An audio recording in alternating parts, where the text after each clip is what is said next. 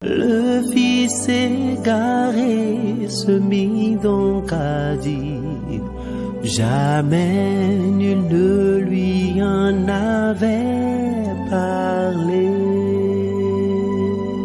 Apostolat Time, c'est une émission de Homocélé Voice consacrée au ministère de la foi.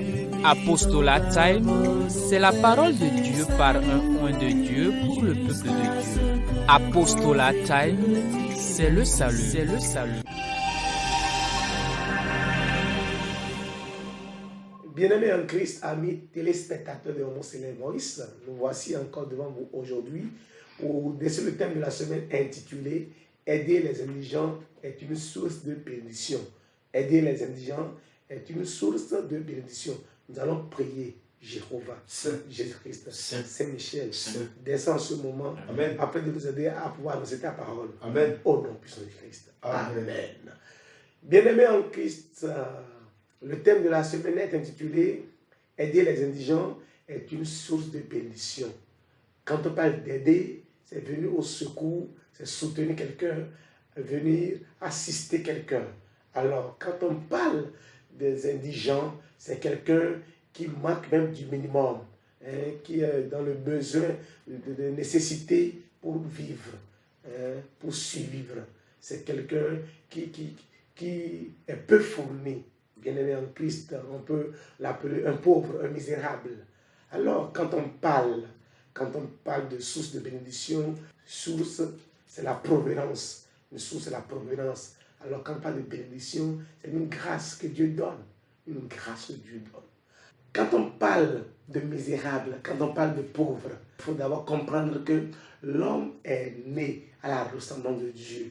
L'homme est fait à la ressemblance de Dieu. Mais pourquoi aujourd'hui nous parlons de misérables, nous parlons d'indigents, nous parlons des faibles, nous parlons des forts. Oui, tout ça c'est un plan de Dieu.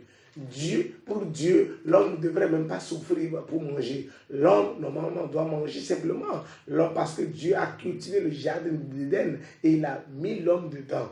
Mais parce que nous avons péché, nous n'avons pas obéi à la parole de Dieu. Alors Genèse 3, le verset 19 dit, l'homme désormais doit manger à la sueur de son front. Oui, Genèse chapitre 3, le verset 19. C'est à la sueur de ton visage. C'est à la sueur de ton visage. Que tu mangeras du pain. Que tu mangeras du pain. Jusqu'à ce que tu te retournes. Jusqu'à ce que tu retournes. Dans la terre. Dans la terre, merci. D'où tu as été pris. D'où tu as été pris. Vous voyez, ça c'est en quoi? C'est une malédiction que Dieu a prononcée sur l'homme. Et depuis le jour, l'homme doit souffrir. L'homme doit souffrir d'abord avant de manger. L'homme doit souffrir avant de manger. Vous voyez un peu? L'homme doit s'échiner avant de manger. Alors, quand il arrivera des gens qui ne sont pas en forme pour manger, comment ils vont faire? Quand l'homme n'est pas dans les conditions requises, dans un cadre d'handicap, comment l'homme doit manger? C'est pourquoi Dieu a dit à Israël, alors quand tu vois un pauvre devant toi, quelqu'un qui est faible devant toi, quelqu'un qui n'a pas la force pour travailler, ou quelqu'un qui n'est pas dans les conditions requises pour travailler, ou quelqu'un qui est dans une infirmité pour travailler, viens à son secours. C'est-à-dire aider les indigents, c'est une ordonnance de Dieu, c'est une prescription divine. Deutéronome, le chapitre 15, le verset 7. Il faut te souvenir, souviens-toi que toi-même, tu as été opprimé, tu as été délaissé. Souviens-toi que tu as été abandonné. Souviens-toi, celui qui est abandonné à lui-même ne peut rien faire, par exemple. Celui qui est délaissé ne peut rien faire. La Bible dit, oui, allez-y. S'il y a chez toi quelques indigents dans tes frères. Alors, la Bible dit, s'il y a chez toi quelques indigents dans tes frères, dans l'une de tes portes, au pays que l'Éternel ton Dieu te donne, au pays que l'Éternel ton Dieu te donne, tu n'endurciras point ton cœur, point ton cœur, et tu ne fermeras point ta main devant ton frère indigent. Mais tu lui ouvriras ta main. Tu lui ouvriras ta main. C'est une prescription. C'est Dieu même qui l'a ordonné. C'est pourquoi le thème dit aider les indigents, c'est une source de bénédiction. Puisque c'est Dieu même qui l'a ordonné. Et là, quand nous obéissons à Dieu, quand nous mettons en pratique les ordonnances, les prescriptions de Dieu, Dieu nous bénit. C'est ça. En réalité, c'est tout. Si on veut décrypter le thème. si on veut résumer le thème, cela veut dire quoi? Aider les indigents, c'est une prescription divine. C'est Dieu même qui l'a dit. S'il arrivait qu'il y a chez toi des indigents, des pauvres, des misérables, alors tu ne fermeras pas ta main, tu lui ouvriras ta main. Vous voyez un peu? Le verset 11. Il y aura toujours des indigents dans le pays. Ça, c'est la bouche de Dieu qui parle. Il y aura toujours. Quand Dieu parle, ça c'est écrit. Ça arrive. Ça veut dire que il n'y a pas. Ça doit exister. Il y aura toujours des indigents parmi vous. Il y aura toujours des misères parmi vous. Donc c'est Dieu mais qui a dit ça. Quand on voit le doigt, nous avons 5 doigts. Sur chaque main, il y a 5 doigts. Les 5 doigts n'ont pas les mêmes tailles, n'ont pas les mêmes niveaux, n'ont pas les mêmes hauteurs. C'est de ça qu'il s'agit. Donc il y aura des indigents, il y aura des faibles, il y aura des forts, il y aura des nécessiteux. Alors oui. C'est pourquoi? C'est pourquoi. Je te donne ce commandement. Je te donne ce commandement. Tu ouvriras ta main à ton frère. Tu ouvriras ta main à ton frère.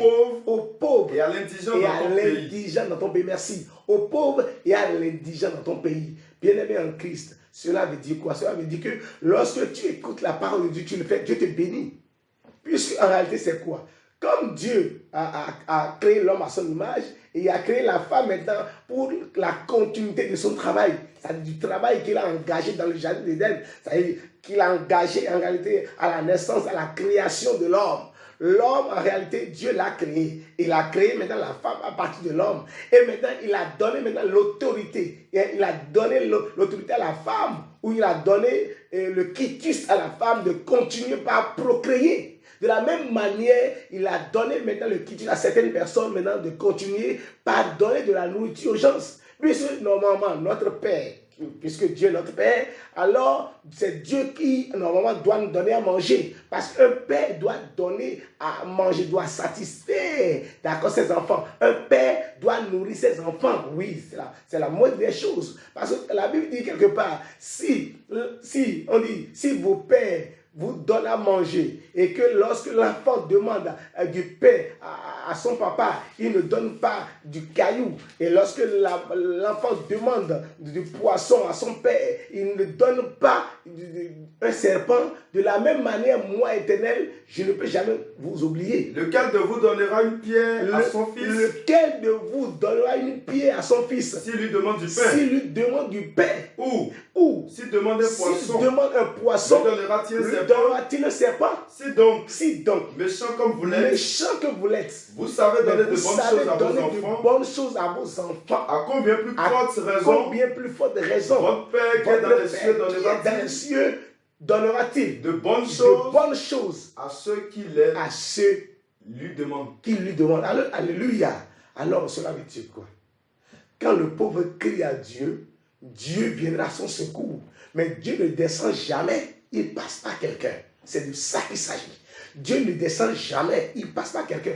Toi à qui Dieu a donné de l'opulence, de la richesse, toi à qui Dieu a donné la bénédiction, alors toi tu as l'obligation, d'accord, de donner maintenant aux pauvres. Parce que quand le pauvre crie, Dieu l'écoute. Quand Dieu l'écoute, pour lui donner ce qu'il désire, c'est le riche ou celui qui en a qui doit fournir. Et il fait le travail de Dieu à sa place. Alléluia. C'est pourquoi, quand vous lisez Proverbe chapitre 19, verset 17, le Proverbe chapitre 19, verset 17, et le Proverbe chapitre 21, verset 13. Celui qui a pitié du pauvre. Vous voyez, la Bible dit, celui qui a pitié du pauvre. Prête à l'Éternel. Prête à l'Éternel. Qui lui rendra selon son œuvre. Vous voyez, donc quand le pauvre crie à Dieu, ah, aide-moi, je dois manger, donne-moi à manger, mais Dieu ne descend jamais. Il passe par quelqu'un pour lui donner à manger. Alors celui-là qui fait ça, il a son retour, Dieu le bénit. C'est pourquoi le thème dit, aider les indigents, c'est une source de bénédiction, puisque tu as fait le travail de Dieu à sa place. Comme la femme continue le travail de Dieu pour pas procréer, de la même manière, toi qui en as, quand tu donnes aux pauvres, tu fais le travail de Dieu. Somme, chapitre 41, le verset 2 à 3. Heureux celui qui s'intéresse aux pauvres. C'est pourquoi tu dois être heureux. Toi qui m'écoutes là, tu dois être heureux parce que tu aides l'indigent, tu aides le pauvre. Tu aides le pauvre, c'est-à-dire que tu obéis à Dieu. Non seulement tu obéis à Dieu, tu écoutes Dieu, tu mets en pratique les commandements de Dieu, tu es béni. Il dit, heureux celui qui s'intéresse aux pauvres. Il s'intéresse à Dieu. Quand tu t'intéresses aux pauvres, tu t'intéresses à Dieu. Tu écoutes Dieu, c'est-à-dire tu mets en pratique les commandements de Dieu. Alors le texte dit, heureux celui qui s'intéresse aux pauvres. Au jour du malheur. Au jour du malheur. L'Éternel le délivre. Ah, l'Éternel vient le délivrer, alléluia. Au jour du malheur, l'Éternel le délivre.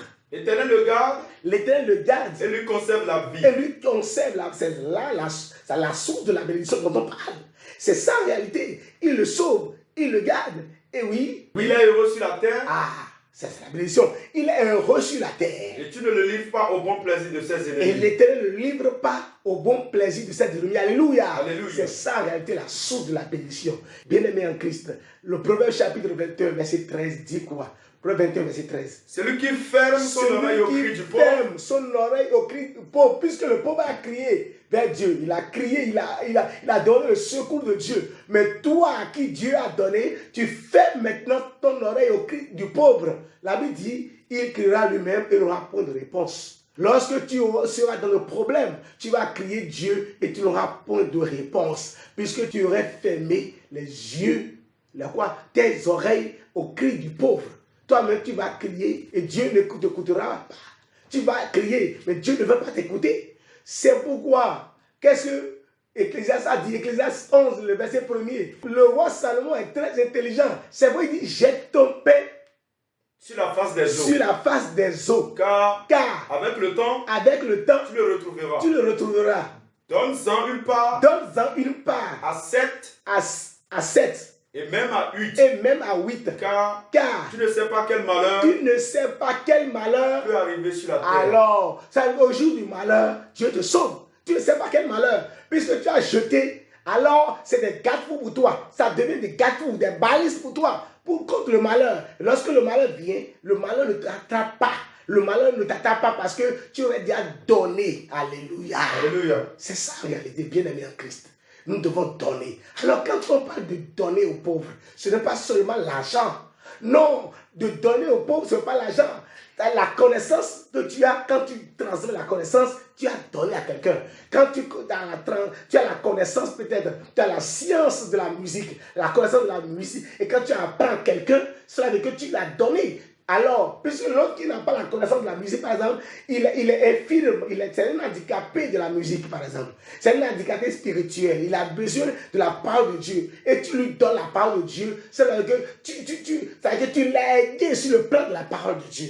Tu l'as aidé sur le plan de la spiritualité, par exemple. Celui-là qui ne connaît pas qui n'est pas dans la science de Dieu. Et tu lui apprends, c'est comme ça, on marche devant Dieu. C'est comme ça, on marche devant Dieu. Tu l'as aidé. La Bible dit dans Romains chapitre 14, verset 1er, il dit que les forts doivent aider les faibles. Nous qui sommes forts, nous devons aider les faibles. Faites accueil à celui qui est faible dans la foi. Et ne discutez pas sur les opinions. Ne discute pas. Mais pourquoi toi là, tu es là à écouter la parole de Dieu? Pourquoi tu es là à faire ci? Pourquoi toi tu es comme... Non. Ne dites pas toutes les opinions, mais faites accueil à celui qui est fait dans la foi et il a grandi. Celui qui est son prochain a grandi dans la foi, il a aidé. C'est une indigence dans la foi. C'est une misère dans la foi. C'est de ça qu'il s'agit. Ce n'est pas forcément l'argent, l'espèce, son anti-trébuchant. Non. Mais quand tu aides quelqu'un à pratiquer, c'est-à-dire à pratiquer Dieu, c'est-à-dire à mettre les commandements de Dieu en pratique, tu l'as aidé sur le plan de la parole de Dieu. Tu l'as aidé sur le plan de la spiritualité. C'est pourquoi la Bible déclare que la vraie religion, la religion qui n'a pas de taches ou de rides, c'est de venir au secours des pauvres, au secours des indigents, au secours des infirmes. Jacques chapitre 1, verset 27. La vraie religion. La religion qui n'a pas de... Parce qu'on dit, on est religieux, on est chrétien, mais nous n'aidons pas les pauvres. Nous n'aidons pas, on dit, mais c'est pas, il a mal choisi. La religion pure et sans tâche. Quelqu'un dit, on dit, naître pauvre, c'est pas un péché, mais mourir pauvre, c'est un péché. Cela veut dire quoi? C'est pas forcément évident. Ce n'est pas une évidence. Parce qu'on peut mourir pauvre. La Bible dit, heureux les pauvres en esprit, car c'est à eux le roi, messieurs. Mais toi, tu dis, mourir pauvre, ce n'est pas forcément un péché. Ce n'est pas forcément un péché. Alors, quand tu mets ça dans les ailes, qu'est-ce que tu vas faire? Tu ne voudras pas aider le pauvre. Non. En étant chrétien, tu vas dire non, il a choisi d'être pauvre. Alors, la Bible a dit, fais ci, fais ci, fais ci. Non. C'est pourquoi on dit la vraie religion, la religion sans ride, oui. La religion pure et sans tâche. Pure et sans tâche. Devant Dieu notre Père. Consiste à visiter les orphelins. Visiter les orphelins. L'orphelin, par exemple, il n'a pas de père pour lui donner à manger. Toi, tu le visites. Tu as fait quoi? Le devoir d'un père pour lui. C'est de ça qu'il s'agit. Tu as fait le devoir d'une mère pour lui. C'est de ça qu'il s'agit. Oui. Les veuves. Les veuves, ça veut dire, une veuve, il n'a pas de mari. Alors, ou un veuf n'a pas de femme. Vous voyez un peu. Donc, ce qu'une femme peut faire à un veuf, tu peux le faire. Là, tu l'as aidé. C'est de ça qu'il s'agit. Pas forcément l'argent. Non, tu peux le redire. Fais ci, fais ça. Venir au secours, à une assistance. C'est de ça qu'il s'agit. Et à se préserver des souillures du monde. Après tout ça, là, quand tu préserves des souillures du monde et quand tu viens aider l'orphelin, tu crois, Dieu t'a béni. Tu rentres dans ta bénédiction. Non seulement sur cette terre, mais au-delà. Même au-delà, c'est de ça qu'il s'agit. Parce qu'ils nous souviennent de cette femme qu'on appelle Tabitha, qui aidait les gens, qui faisait le monde partout. Mais un jour, elle a connu la mort, une mort subite. Mais qu'est-ce qui lui est arrivé? Nous allons prendre cet exemple pour finir. Actes chapitre 9, le verset 36 à 42. Il y avait à Joppé, parmi les disciples, une femme nommée Tabitha, qui signifie Dorcas. Elle faisait beaucoup de bonnes œuvres et d'aumônes. Elle tomba malade dans ce temps-là et mourut. Après l'avoir lavée, on la déposa dans une chambre haute, comme lit des frères de Joppé. Oui. Les disciples ayant appris que Pierre s'y trouvait, envoyaient 2 hommes vers lui pour le prier. De venir chez eux sans tarder. Pierre se leva. Alors Pierre se leva. Et partit avec ses hommes. Lorsqu'il fut arrivé, on le conduisit dans la chambre haute. Toutes les veuves l'entouraient. En pleurant. Et lui montrait les tuniques. Donc quand c'est parti, Tabitha est parti. Oui. Et lui montrait les tuniques les tuniques et les vêtements. Que faisait Dorcas pendant qu'elle était avec elle. Pierre fut sorti tout le monde. Pierre fut sorti tout le monde. Se mit à genoux. Et pria. Puis se tournant vers le corps. Vous n'avez pas su. Qu'est-ce que Pierre a dit? Pierre a dit à Dieu, cette dame, Dorcas, quand Dorcas était vivante, elle faisait l'aumône, elle aidait les gens, Seigneur, aie pitié pour qu'elle vive. Si elle vivait, elle allait continuer par faire ton œuvre, par aider les gens. Elle allait continuer par assister les gens. C'est ça Pierre a dit à Dieu. Alors Dieu a dit, c'est comme ça, mais reviens. En même temps, oui. Puis se tournant vers le corps, il dit, Tabitha, lève-toi. Elle ouvrit les yeux. Ayant vu Pierre, elle s'assit. Alléluia. C'est comme ça que Tabitha est revenue. Parce qu'elle doit continuer son œuvre. Faire quelque chose. Colossiens 3, le verset 23. La Bible dit, tout ce que vous faites, faites-le de bon cœur. Tout ce que vous faites, faites tout ce que vous faites. Faites-le de bon cœur. Comme pour le Seigneur. Et non pour des hommes. Sachant que vous recevez du Seigneur. L'héritage pour récompense. Servez Christ. Le Seigneur. Alléluia. Alors, soyez de bons dispensateurs du bien que Dieu vous a donné. 1 Pierre 4, le verset 10. Le bon, ça veut dire quoi? Ce que Dieu vous a donné. Si on vous a donné la connaissance de la musique, comme je l'ai dit, la connaissance des mystères de Dieu, la connaissance de la parole, la connaissance de quoi? De quel bien? Viens au secours pour le don que Dieu t'a donné. Ne serait-ce que pour le don là, viens au secours. Ne dis pas non que c'est pas mon intelligence que je suis riche, c'est moi qui me suis fait riche. Allez. Comme de bons dispensateurs. Des diverses grâces de Dieu. Que chacun de vous mette au service des autres. Le don qu'il a reçu. Si quelqu'un parle. Merci. Le don qu'il a reçu. Que chacun de vous mette au service de l'autre le don qu'il a reçu. Et ne dis pas en toi, Deutéronome 8, verset 17, ma force, ma capacité, mon intelligence, ma force, qui m'ont fait acquérir cette richesse, ce talent. Non, oui. Garde-toi de dire dans ton cœur. Ma force. Qui m'écoute en ce moment. Ma force. Et la puissance de ma main. Moi qui sais richesse. Souviens-toi je ne peux pas attendre ça comme ça. Qu'il aille travailler, qu'il a fait quelque chose. Non, ne dis pas ça. Ne dis pas ça, mon frère. Oui, Souviens-toi de l'Éternel, ton Dieu. Car c'est lui qui te donnera de la force pour les accueillir. Qu'est-ce que Matthieu 25, le verset 41 nous dit pour clôturer. Ensuite, il dira à ceux qui seront à sa gauche. Il dira à ceux qui seront à sa gauche. Retirez-vous de moi, maudit. Allez dans le feu éternel. Parce que lorsque je vous avais donné ici, là, vous n'avez pas servi les indigents, les misérables. Oui. Allez dans le feu éternel. Qui a été préparé pour le diable et ses hommes. Car j'ai eu faim. Et vous ne m'avez pas donné à manger. Oui. J'ai eu soif. Et vous ne m'avez pas donné à boire. Oui. J'étais étranger. Oui. Et vous ne m'avez pas recueilli. Écoutez seulement, oui. J'étais nu. Oui. Et vous ne m'avez pas vêtu. Oui. J'étais malade et en prison. Oui. Et vous ne m'avez pas visité. Oui. Ils répondront aussi. Seigneur. Quand avons-nous vu ayant faim? Ou ayant soif? Ou étranger? Ou nu? Ou malade? Ou en prison? Et ne t'avons-nous pas assisté? Et il leur répondra.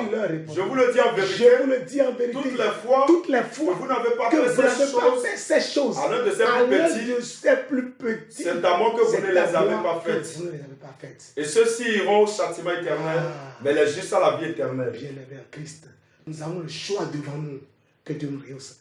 Jéhovah, Saint, Jésus-Christ, Saint, Saint-Michel, Saint, assiste-nous. Amen. Conduis-nous dans ta parole. Amen. Rien que de la parole. Amen. Aide-nous à mettre en pratique tes paroles. Amen. Au nom puissant de Christ. Amen. Amen. Amen. Au nom de notre Jésus-Christ. Alléluia.